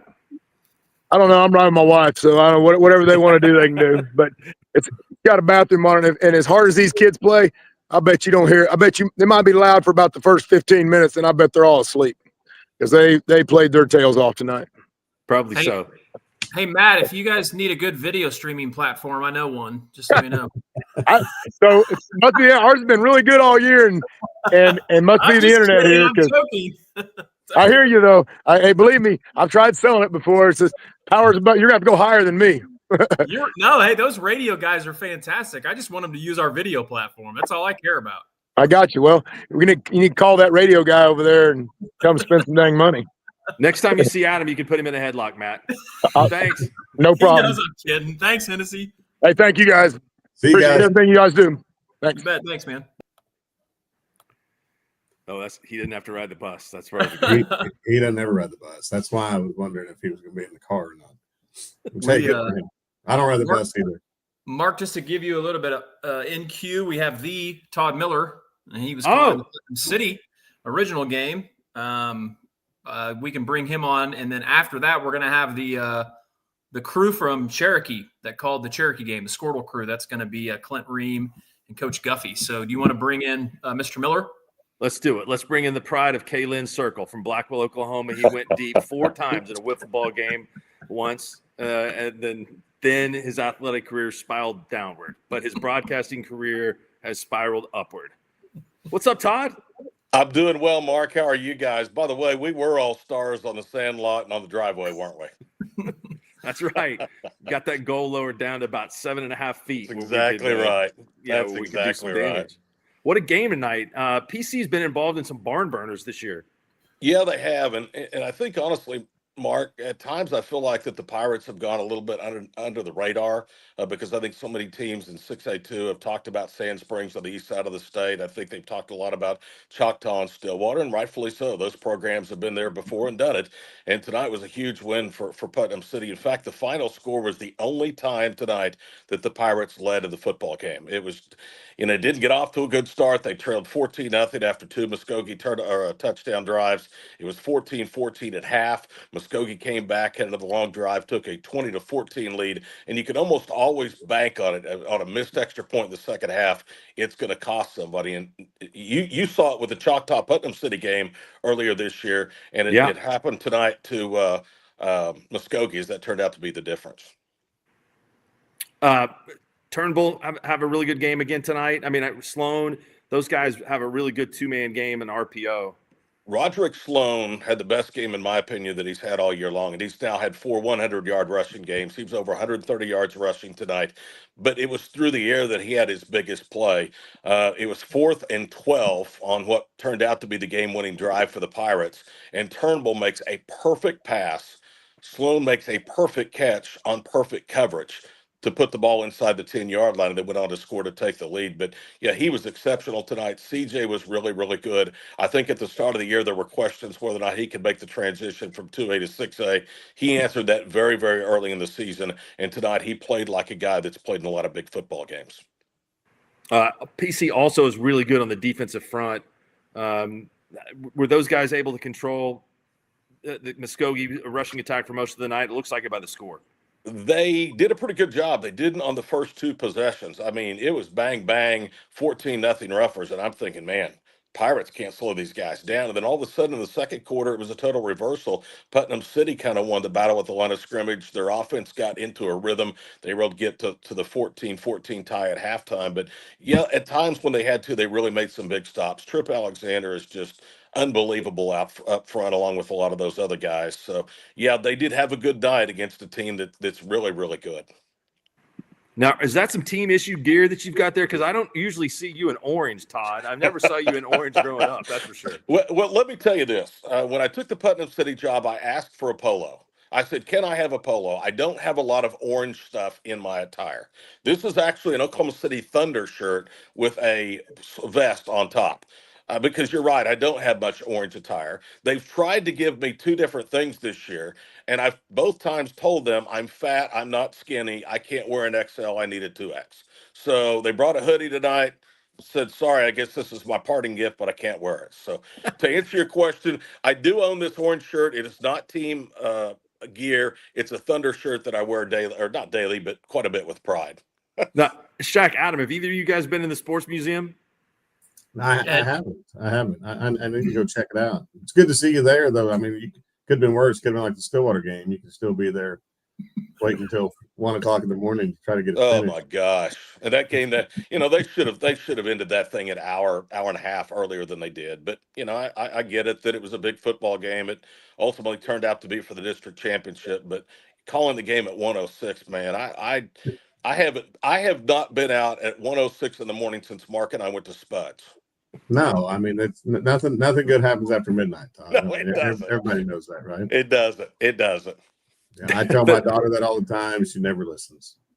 A good matchup next week, Sand Springs coming up with Easton Webb, their quarterback. He's a fantastic player. That should be a good game. I think it'll be an outstanding game, and I think it, again, will come down to how well Putnam City can control the line of scrimmage. That's what they've done in their big games this year, and I think they're plenty capable of doing that. But, boy, it's going to be a challenge. It's a team that they're not very familiar with, although if you win, you're going to get one of your district counterparts. I've thought all year long District 1 out of 6A2 was the best, and it certainly proved it tonight by going 3-1. But, yeah, I'm excited to – I guess I'm going to watch that game and maybe not call it because I have other commitments on the day after Thanksgiving. Tell 3M we said hi. I appreciate your time.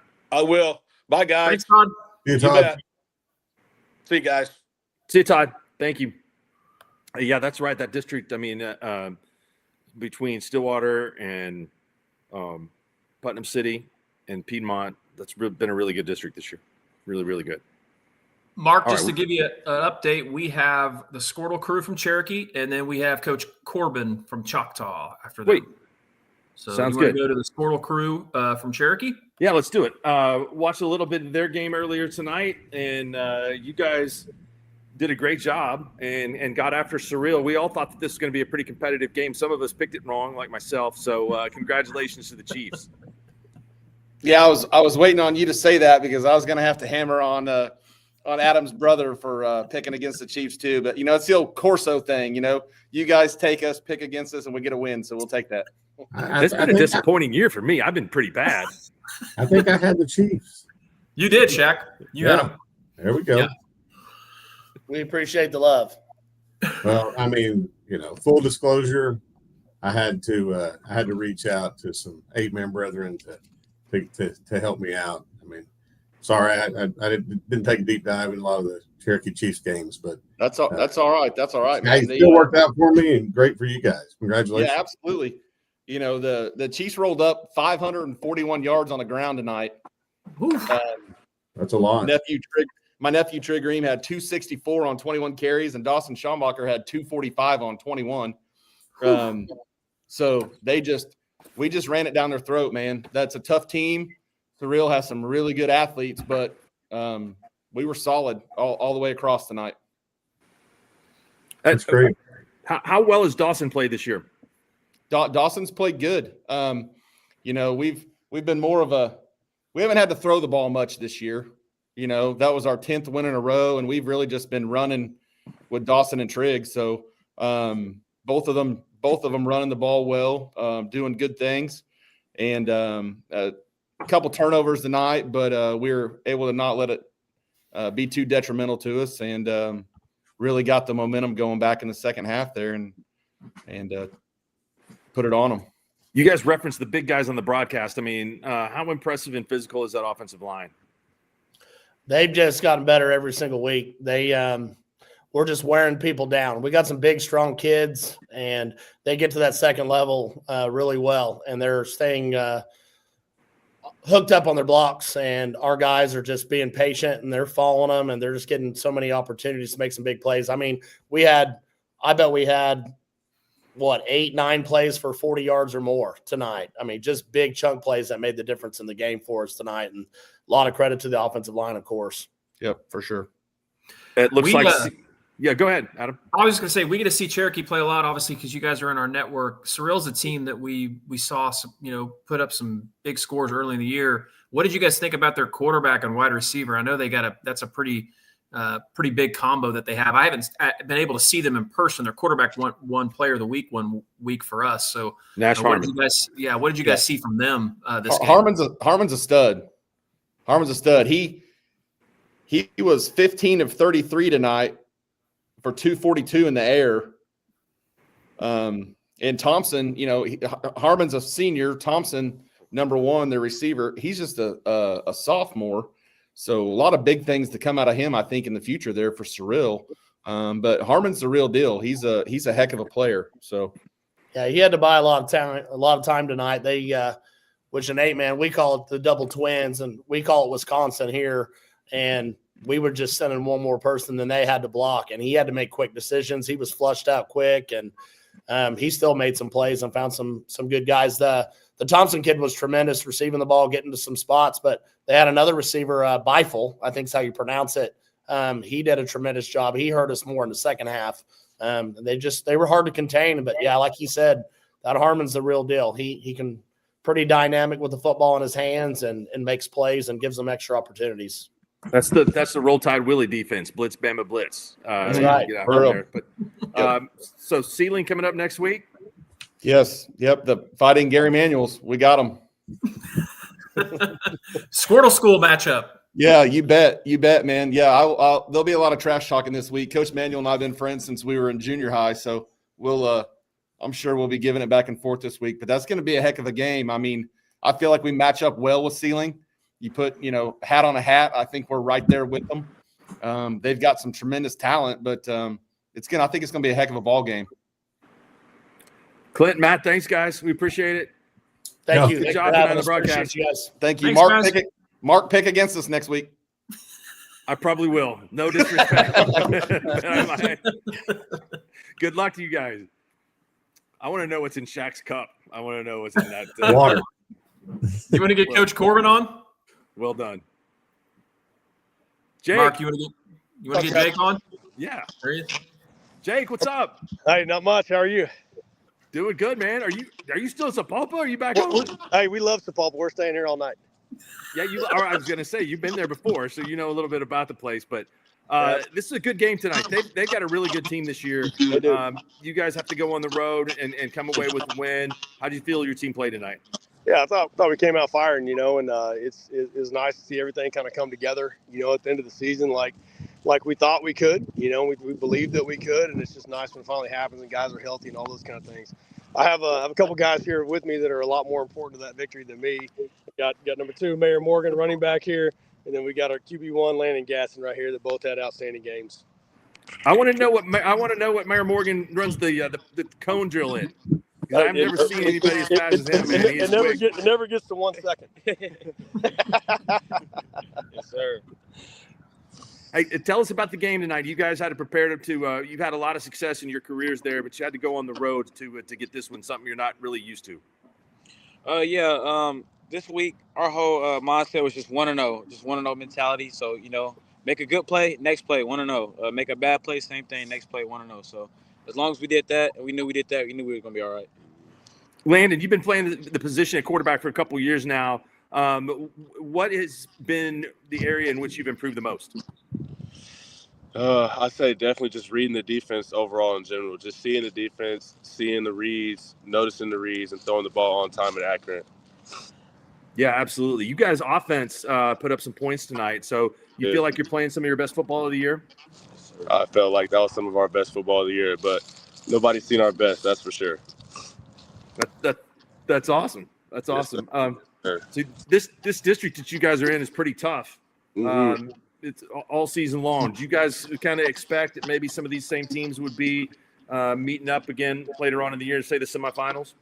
Yes, sir. Yes, yeah, sir. We knew what was going to happen. We knew the route that we were going to have to take. We're just blessed to be on it, and we're just trying to go finish it now. Sir. So it looks like next week you guys will have Stillwater. It's a team that you're familiar with. You guys have played some games against them, some knockdown dragouts here recently. Yes, sir. Yes, sir. We're just ready to get it. Shaq, you got any questions? So what are we thinking for Thanksgiving, Coach Corbin? What's the tradition in Choctaw since the gold standard rolled into town? Yeah, it's actually really cool. You guys are invited, so I want to extend the official invite to you guys. We have the whole community out there. We have the turkey legs on the smoker, and kids dressed up, and we have a little Grinch out there doing pictures and all the stuff, and Christmas music over the loudspeaker, and it's been a really cool deal. We've been blessed. This will be 6 out of the last 7 years for us in the semis. What time? We don't take that lightly. Come on, 8 a.m. 8 a.m. Thursday. That's Love pretty early. Yeah, I gotta keep moms from getting mad at me so they can go eat with their families. So we go early and get them in and out and all that stuff. But Jake, yeah, I'll be there. Love to have you. Yeah, love to have you. Okay, I'm in. Thank you guys for having us on. Thank you guys. Have a safe trip back. See you guys. Appreciate it. All right. Well, they're getting out of there. I guess their game probably didn't ended a little bit later, so appreciate them staying around and hanging out before they get on the bus. But yeah, thanks to everybody tonight. We've had a ton of people call in, so we really appreciate that. That's helps make the show really good. We got when you're ready, Mark. We've got Whit Carter, who's helped with SKORDLE before and moved over to Tulsa and has been in the Tulsa area for a while. It actually helps with media with Lincoln Christian, so he's going to join us whenever you're ready. Whit. How's it going, guys? What's up? What's up, Whit? How are you doing? Good. How are you guys? Is anybody going to be able to play you guys a game? I don't know. It was weird. They Lincoln got the ball first tonight, and it was a 3-and-out. Second punt they've had since mid-September. So, and then Kingfisher got inside the 40, and everybody's like looking around. Next thing you know, it was 35-0, I think. So, just a well-oiled machine. I mean, I was on listening to Coach Bogert before, and man, what a great matchup. It's become annual tradition with him and Coach Ricky and the two programs. But he spoke pretty accurately just about the coaching staff and the kids. Pretty impressive operation they got going. Yeah, I mean, how many kids do you guys have out on the sidelines? There's probably 45, 50, I would guess. Wow. I would have thought maybe a little bit more. Yeah. It could be a little more. Yeah. Watching this team, and I know what Brett said about you guys' formations and just how well coached you are. Coach Ricky is an impressive dude. What makes this team so special? They always say it's it starts in the elementary program. It's pretty a cohesive thing. I think what makes this team special is like growing up through this streak, they've been able to play. The younger guys that are contributing now have been able to play the second half of every game for the last 3 years. They schedule up and play Bixby and Broken Arrow and Jinx and Owasso and JV. So these young guys coming up, they're just really talented, number one. But I think the depth piece has come around due to that, and the coaching is as good as it gets. These guys are great, well prepared, and the kids are super bought in. So I think it's a combination of all those things. Mark, Jack? about circa, what year is it right now? 2025. So I'm going to say probably 2035-ish. We need to be looking out for Crew Carter. Is that right, Whit? Yeah, he loves it. He's 6, but yeah, he's playing everything he can right now. He's got a broken arm right now, so he's on the IL, but he'll be all right. So I've never been to Lincoln Christian for a football game. Just driven by, looked at the stadium. Tell me, what's a Friday night like, Lincoln Christian? It's pretty cool atmosphere. They have a live jazz band that plays, which is kind of unique. I tell people this all the time.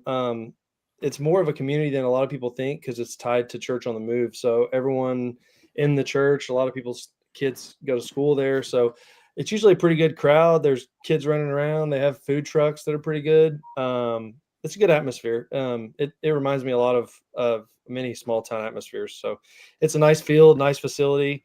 I saw Swisher tonight. We rolled out the red carpet for him in the press box. So, we had to do it good for him. Yeah. He's probably late because he was at one of the food trucks, wasn't he?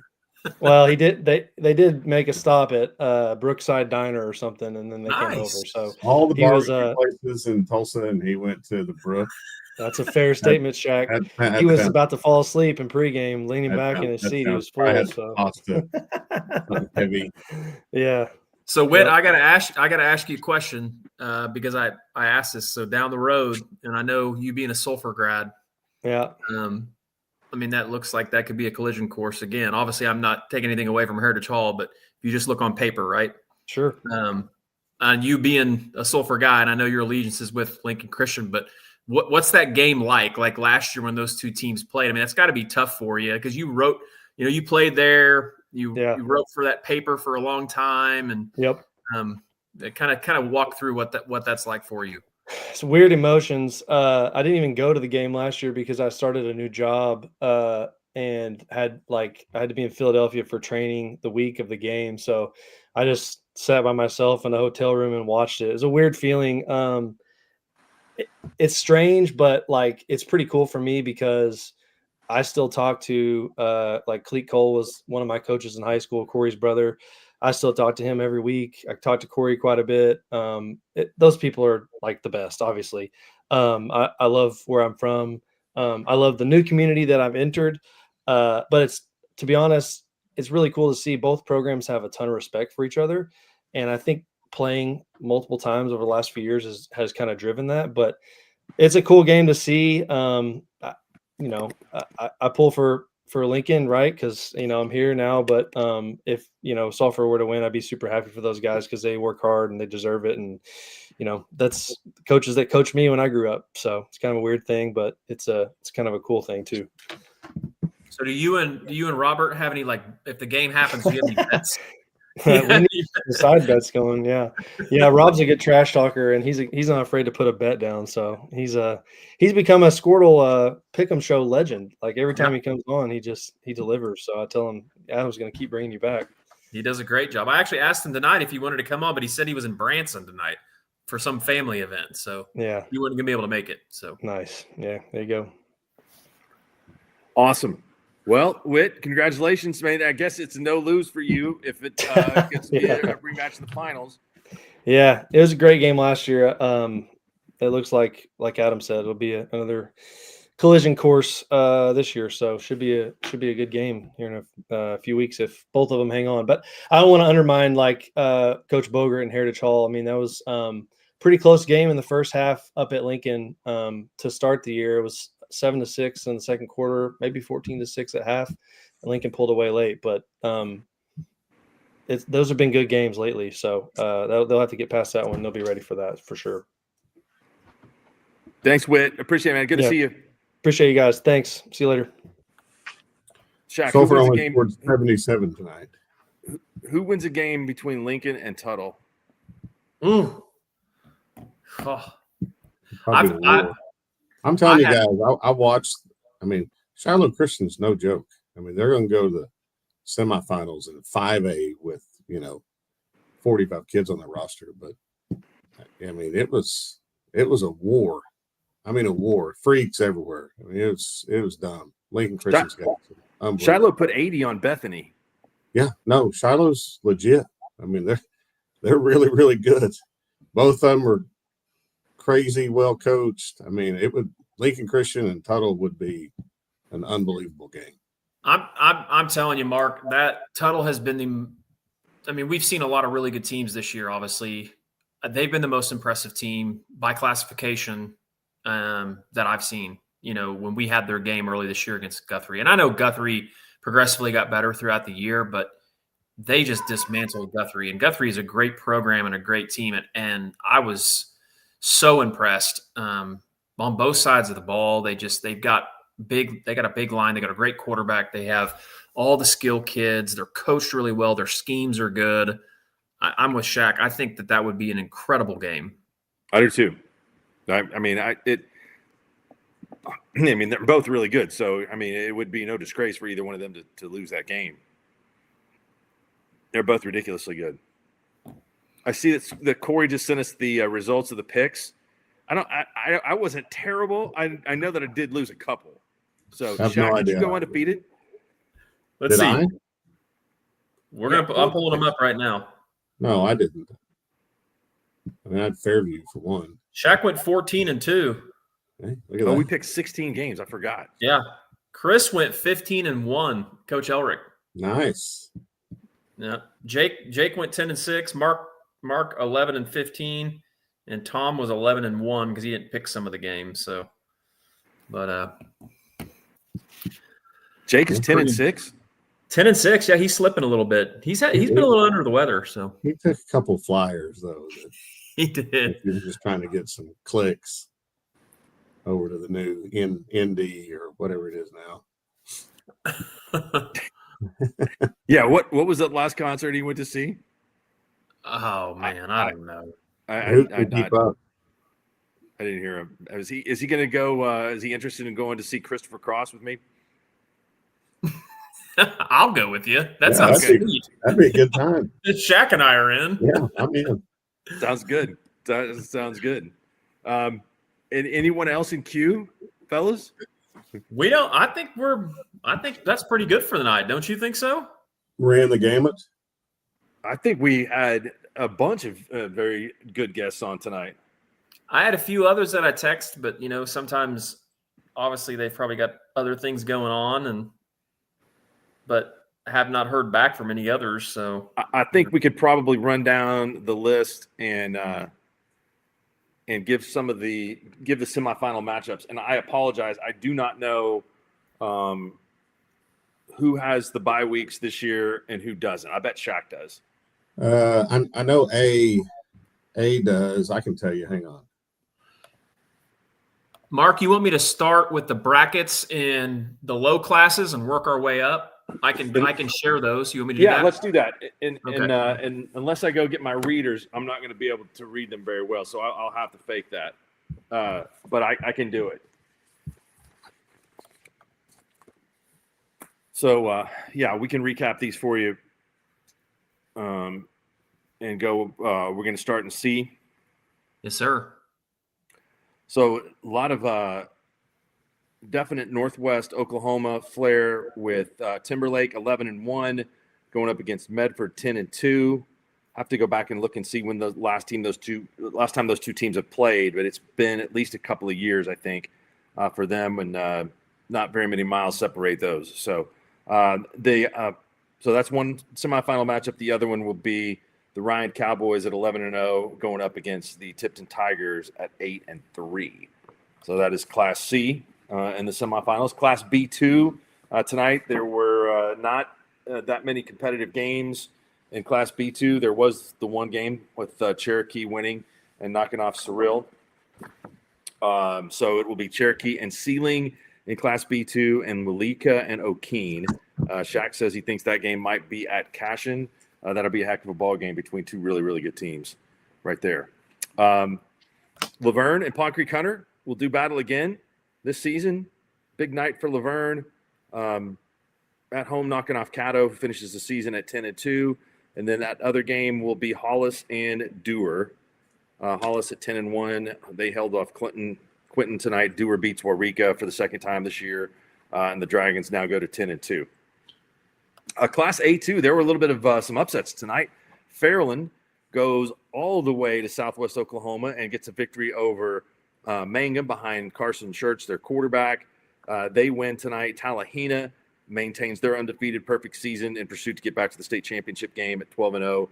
Allen wins by 2 at Southwest Covenant.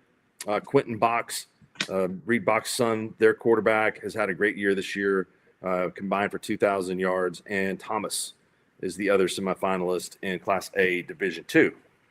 Class A Division I, we've talked about this one all season. It's the one that Shaq participated in. There's been some great teams and great games. The semifinals will be Pecola and Tonkawa there, and Pahuska and Rejoice Christian. I believe we not hear from Pecola tonight, but we heard from Tonkawa, we heard from Pahuska, and we heard from Rejoice. So all those groups checking in, and what will be a really good semifinals. Class 2A Division II, it will be Adair and Stroud. Adair perfect on the year at 12-0. Stroud did not have as much difficulty tonight with Wyandotte. They win in a big way. They'll have a big challenge from Adair coming up next week. Davis holds on to beat Salina, and Davis will take on Vian in the semifinals. That's a rematch of last year's state championship game in which Davis pulled away and won that one in the second half. So that will be a good one. Class 2A Division I, Jones wins big tonight. Jones and Marlowe. These are some of the games that we've been talking about all year that should be fantastic. Marlowe 10-1, Jones 12-0. Washington 11-1 against OCS 11-1. OCS goes on the road tonight to Tulsa and knocks off undefeated Metro Christian. Class 3A, Lincoln and Heritage Hall played the beginning of the season this year and opened it up. They will now meet again in the semifinals. It seems like those teams meet every year in that round, and we'll have a rematch. Perkins goes up against Sulphur. Perkins now 9-3. Sulphur is a perfect 12-0. Big wins tonight for Broken Bow and Tuttle. Broken Bow now 11-1, Tuttle 12-0. Those two teams will meet in the semifinals. Elgin is now 12-0, and they will take on. I didn't actually see who won this one. I can check on it. It was Cushing 49, Ardmore 43. A very young Ardmore team gives Cushing a run for their money tonight. So Cushing will get Elgin in a Tigers versus the Owls battle. Bishop McGinnis continues to roll in the playoffs. They beat Claremore tonight at Lantel Field. They're 11-1 on the season. They will get Del City. Is that right? No, MacArthur. Wow. That score certainly got away quickly. 70-49, the final. Lawton Mack knocks off Del City. So that will be a rematch of the district championship game that Mack won at McGinnis just a couple of weeks ago. So McGinnis at 11-1, Mack at 10-2. The other semifinal will be a metro area matchup. Newcastle and Carl Albert will play for the first time ever there. 6A Division II, Choctaw, Stillwater. Teams of very familiar with each other, have met many times in the playoffs. Sand Springs and Putnam City. Sand Springs trying to get back to the finals for the first time since 1997. And then it is an all-Tulsa affair in 6A Division I like we thought.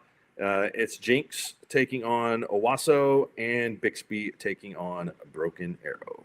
So that's the rundown of what we will see next week and then the following week. So the classes that are off next week are A, 2A, 3A, and 4A. Okay. So they all get buys. A, 2A, 3A, and 4A. Well, we will wait for those, and then those will be the teams that we have in the second week. of the championship games. Shaq and Adam, any final words tonight? No, appreciate you having me on. It's fun. Yeah, Thanks for Shaq, coming on. thanks for coming on. Yeah, it's cool appreciate it. time of the year for kids. I mean, I know I ask a lot of questions about, what do you do on Thanksgiving when you practice, but it really is. I mean, it's kind of a checklist in Oklahoma. If you're practicing on Thanksgiving, then you've done something really well, and you've had a really good football season. So hopefully all these communities and kids and coaches, they don't take it for granted, and they do soak it in, because it's definitely a memory that a lot of kids in Oklahoma don't get to make. I would just say, Mark, to finish it off tonight, it's, football, Oklahoma football never disappoints. I think every year it's watching these playoffs and watching these teams compete against each other. It's always so much fun. I always have some surprising games, and then kind of the typical traditional teams that kind of keep their reign at the top. And it's always a joy to watch all that. But just want to say thanks to Coach Shaq and you for jumping on and making the show so great. I do want to pat myself on the back for my production skills. I feel like they're definitely above average. You get the StreamYard merit badge. And then the ooey gooey pie, I still have one bite of that left. So I will be finishing the ooey gooey pie. You're going to have another slice. I think I probably will. So, but Mark, really thanks. good in the morning with some coffee. Oh, I know. We got to get up early too, because we're headed to Norman early in the morning. So we'll see you down here. You be there. And Mark, are we going to try to do this again next week, you think? Sure. It sounds good to me.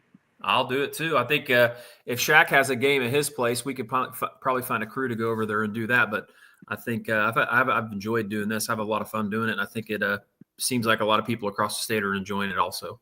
Well, and we definitely want to say thank you to everybody for coming on. I mean, and I know that it takes time from everybody's trying to get home, and it takes a little effort. So we really appreciate everybody having fun with us and hopping on here. So it's been good for me too. So boys, I'll sign us off. Thanks, Adam, for having me. I appreciate it, and look forward to a bunch more great football action down the road. Everybody have a good night.